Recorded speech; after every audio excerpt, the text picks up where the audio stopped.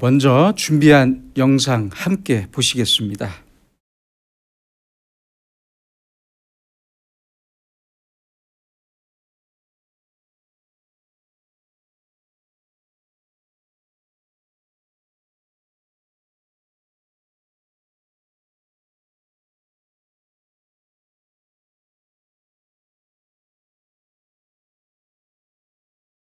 영상에서 보신 것처럼 기쁜 상황이나 심각한 상황, 심지어는 남을 위로해야 하는 상황에서도 자기 자랑이나 자기 걱정만 늘어놓으면서 모든 대화의 초점을 자기에게로 돌리는 이기적인 사람들이 있습니다.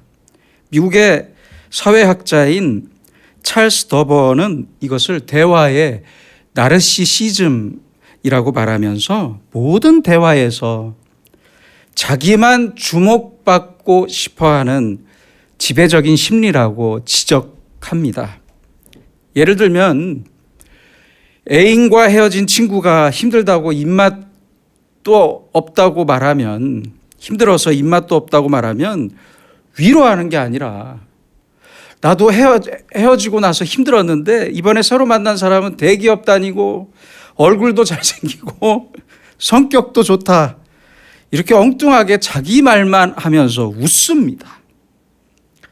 회사에서 승진한 친구가 자기가 승진했다고 하면 축하해주는 말 대신 승진 못한 자기의 말을 꺼내고 회사를 탓하면서 분위기를 아주 어렵게 만듭니다. 모두가 대화의 나르시시즘에 빠진 사람들입니다.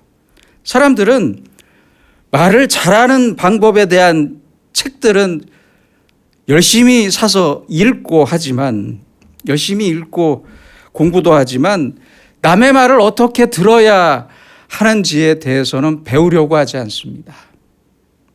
왜 이렇게 이기적인 사람, 이기적인 사회가 되어버린 것입니까? 자, 여기 임종을 앞둔 어머니가 있습니다. 어머니의 손가락에는 아주 아름다운 다이아몬드 반지가 있었는데, 어떻게 아름다워 보이시나요? 이 사진의 다이아몬드 반지는 3캐럿짜리라고 합니다. 3캐럿.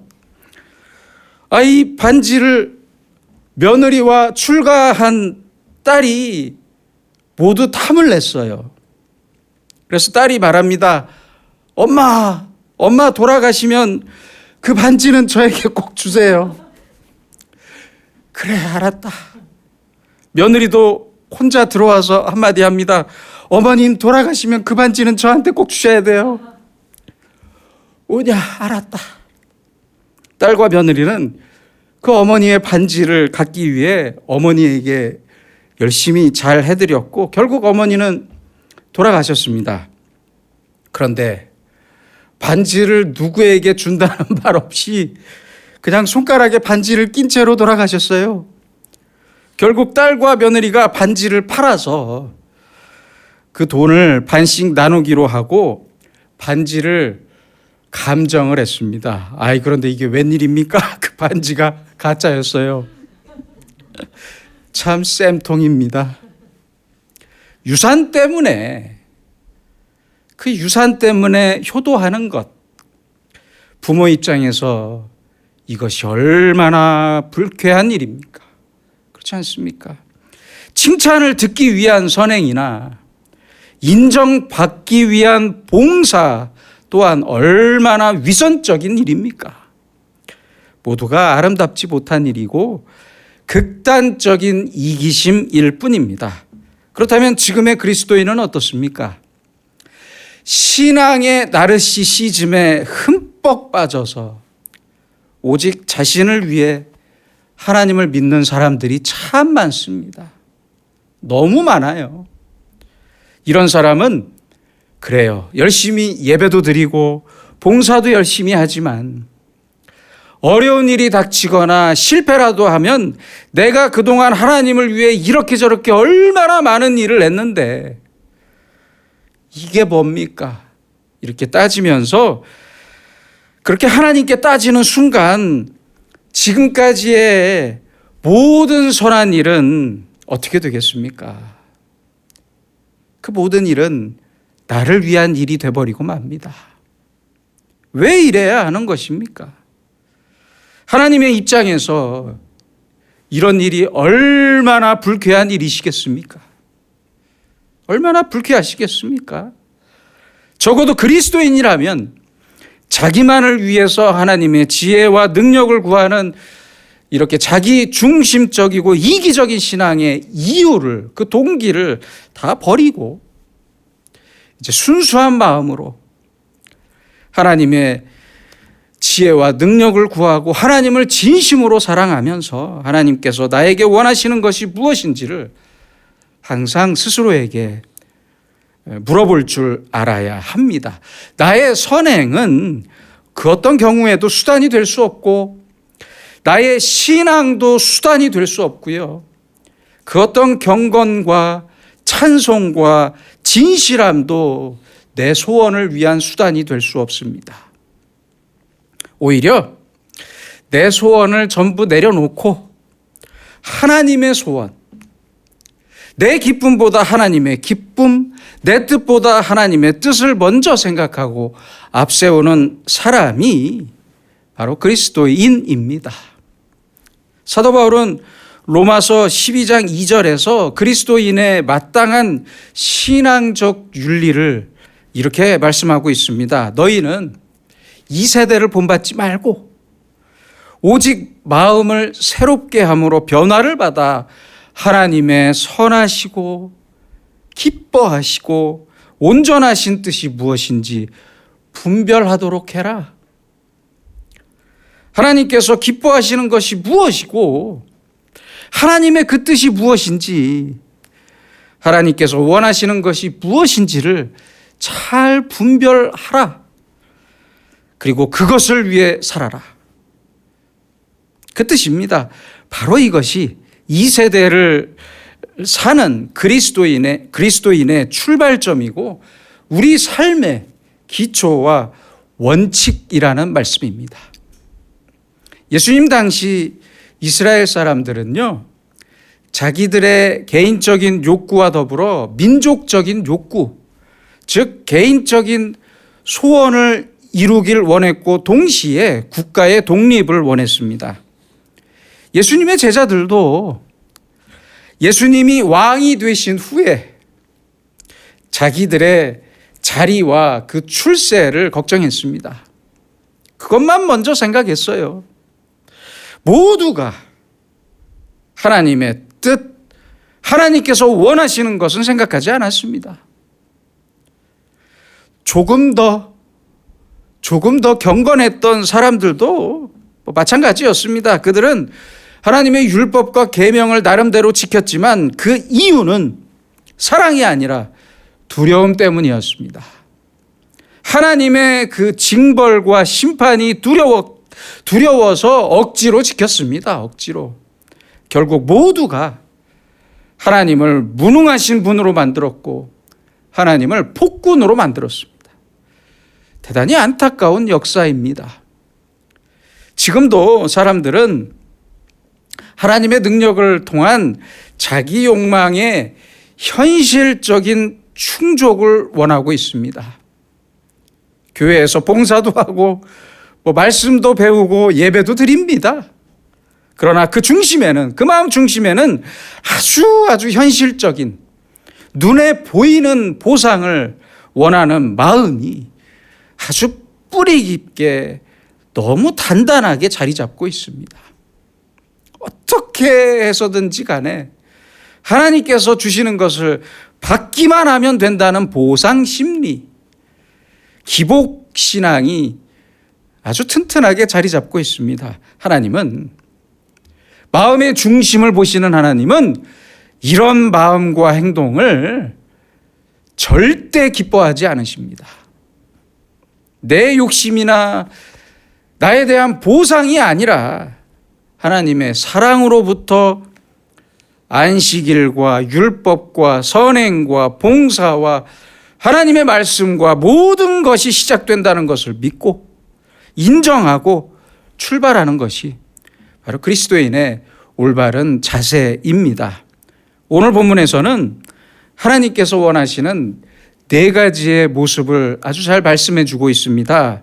네 하나님 여호와를 경외하여 그의 모든 도를 행하고 그를 사랑하며 마음을 다하고 뜻을 다하여 네 하나님 여호와를 섬기고. 여호와를 섬기고. 얼마나 귀한 말씀입니까? 첫째는 경외입니다. 경외. 하나님께서 나와 함께 하신다는 하나님의 임재 의식으로 두려움을 가지라는 말씀입니다.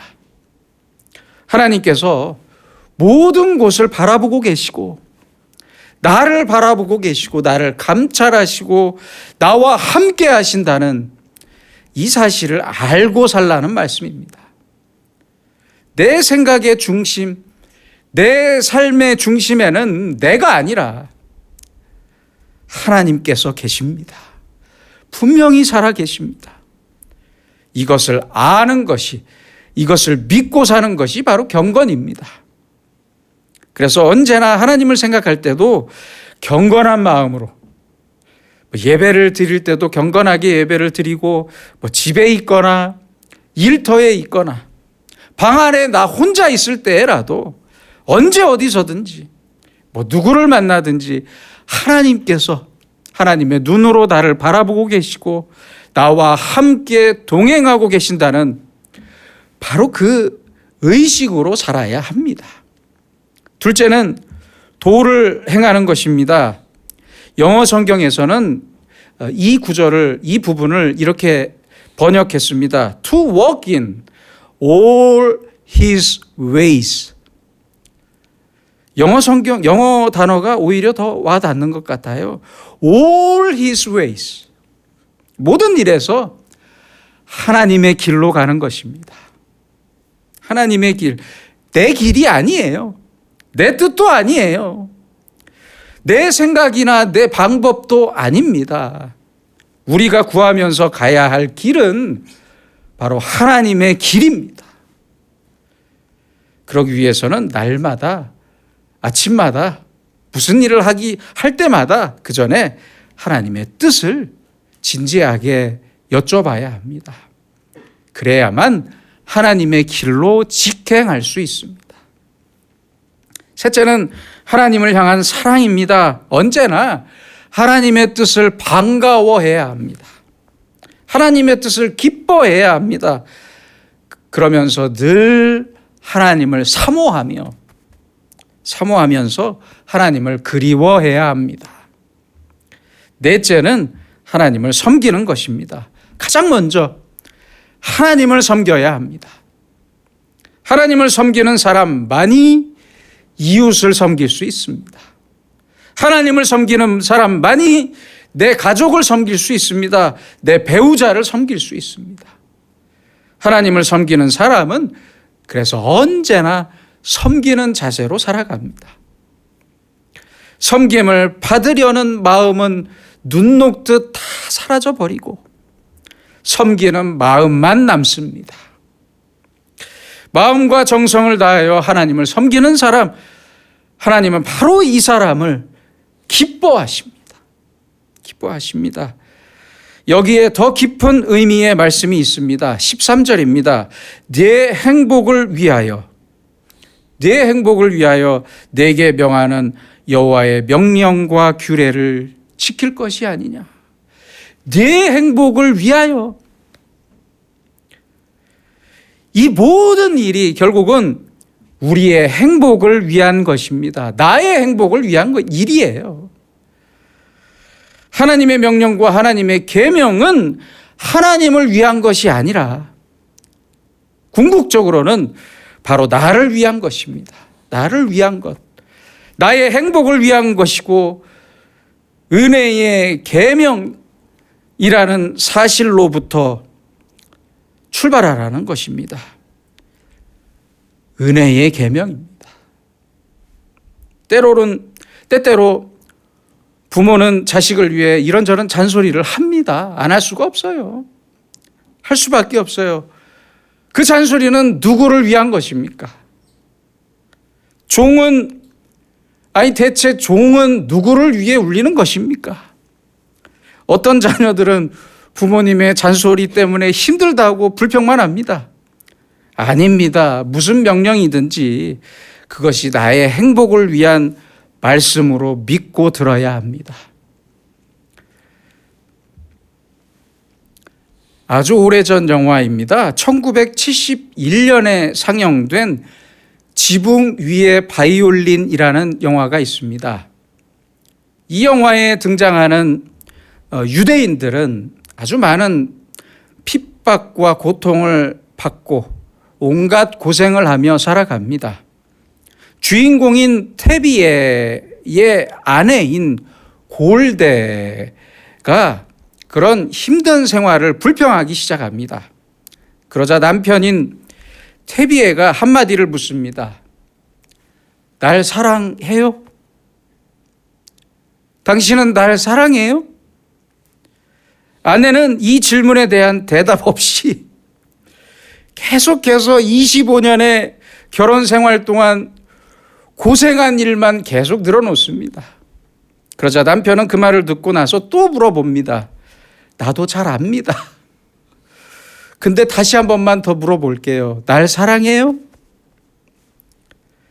이 남자를 만나서 결혼해서 25년 동안 수많은 고생을 했지만 그 수고와 고생이 반드시 사랑을 의미하는 것이 아닙니다. 그렇잖아요. 25년의 수고가 만족스럽고 그 고생이 기쁘고 자랑스럽고 행복해야 사랑입니다. 그렇지 않습니까? 신세 타령만 늘어놓으면서 죽지 못해 산다면 25년이 아니라 100년을 살더라도 아무 소용없습니다. 여러분, 남편이나 아내로서 내 배우자에게 가장 듣고 싶은 말이 무엇이겠습니까? 단순히 사랑해라는 말이 아니라 당신 때문에 행복합니다. 이런 말 아니겠습니까? 당신과 결혼하길 잘했습니다. 당신과 결혼한 건 두 번째로 잘한 일이고 첫 번째로 잘한 일은 당신과 만난 일입니다. 이런 좀 낯간지러운 멘트 아닙니까? 그렇잖아요. 부모의 마음도 똑같습니다. 제가 부모님의 자식으로 태어나서 정말 감사합니다.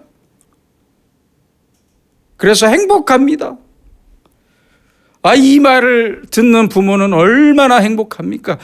지금 당장 죽어도 여한이 없잖아요. 그런데 왜 이리 불평이 많은 것입니까?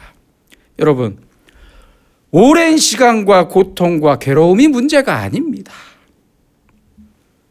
어느새 내 마음에 사랑이 식어버렸어요. 사랑이 실종되어 버렸어요. 그래서 내 삶이 무겁고 내 인생이 고통스러운 것입니다. 그렇지 않습니까? 돈이 많고 적은 게 문제가 아닙니다. 돈 좀 없으면 어떻습니까? 성공하고 실패하는 게 대단한 문제입니까? 아닙니다. 진실한 사랑만 있다면 모든 것이 기쁨이 됩니다. 하나님께서는 오늘 본문 15절에서 분명히 말씀하십니다. 여호와께서 오직 내 조상들을 기뻐하시고 그들을 사랑하사. 얼마나 귀한 말씀인지 모릅니다. 너희를 만민 중에서 택하셨다. 하나님께서 이스라엘을 먼저 사랑하셨다는 사실을 말씀하고 있습니다. 내가 먼저 하나님을 사랑했던 게 아니었어요. 하나님께서 이스라엘을 먼저 사랑하셨습니다. 하나님께서 먼저 기뻐하셨고 하나님께서 먼저 사랑하셨습니다. 여러분은 생각해 보세요. 여러분은 태어난 자녀의 얼굴을 보고 나서부터 사랑하셨습니까? 아니잖아요. 아니에요. 태어나기 훨씬 전부터 임신했을 때부터 자녀를 기뻐하고 사랑하지 않으셨습니까? 그랬잖아요. 하나님께서도 똑같습니다. 먼저 기뻐하셨고, 먼저 사랑하셨고, 먼저 선택하셨고, 먼저 구속하셨고, 인도하셨습니다.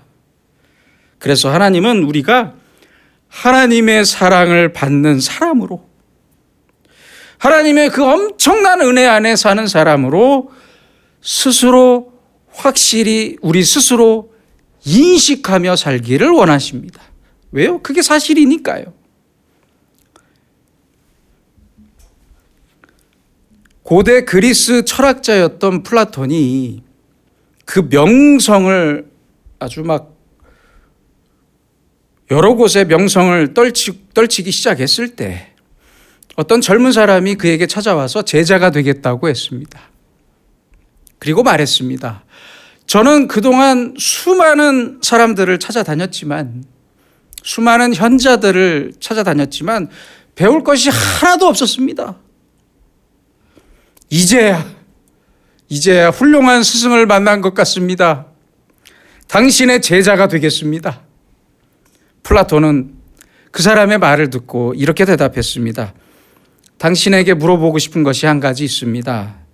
전에 만난 스승들을 진심으로 사랑해 본 적이 있습니까? 스승에 대한 사랑이 없다면 나를 통해서도 아무런 지식을 얻을 수 없을 것입니다. 참 훌륭한 대답 같습니다. 여러분 잊지 마시기 바랍니다. 나를 먼저 기뻐하시고 나를 먼저 사랑하신 하나님을 나도 진심으로 기뻐하고 사랑해야만 하나님의 뜻을 알 수 있고 그 말씀을 지킬 수 있습니다. 내 마음과 내 뜻을 다해서 하나님을 진심으로 사랑하고 나서야 비로소 하나님의 소망을 알 수 있습니다.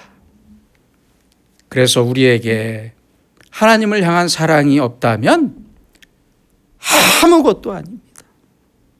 우리의 봉사도, 우리의 예배도, 우리의 헌금도 아무것도 아닙니다. 그렇다면 어떻게 하나님을 사랑할 수 있는 것입니까? 그것은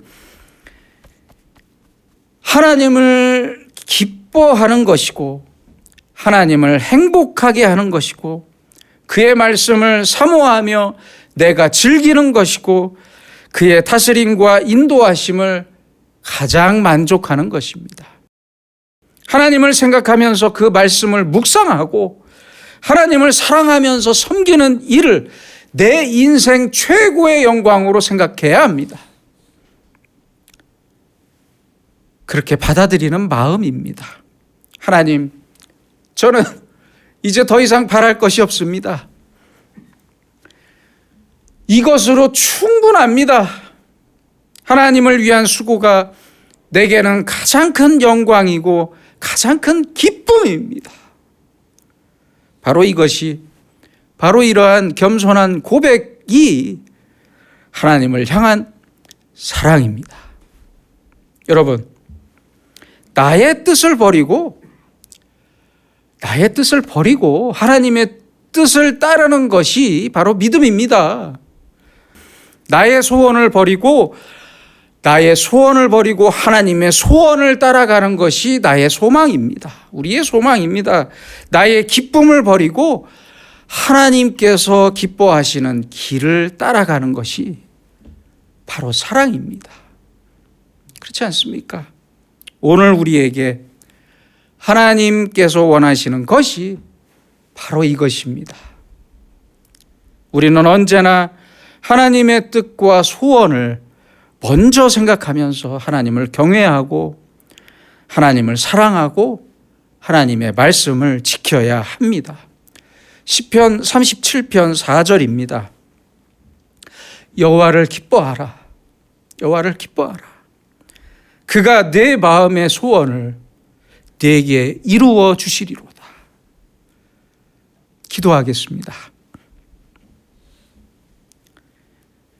사랑의 주님, 나보다 먼저 나를 기뻐하시고 나보다 먼저 나를 사랑하시는 그 사랑과 은혜를 감사합니다. 이제부터는 언제나 나를 바라보시고 나와 함께 하시는 하나님을 잊지 않게 하시고 주님과 함께 주님의 길을 걸어가면서 기쁨으로 하나님을 사랑하게 하옵소서. 나에게만 집중하는 이기적이고 자기중심적인 모든 말과 모든 행동을 겸손히 내려놓고 진심으로 하나님을 사랑하면서 주님의 뜻을 찾고 이루어가는 우리 모두가 되게 하여 주시옵소서. 예수님의 이름으로 기도드립니다. 아멘.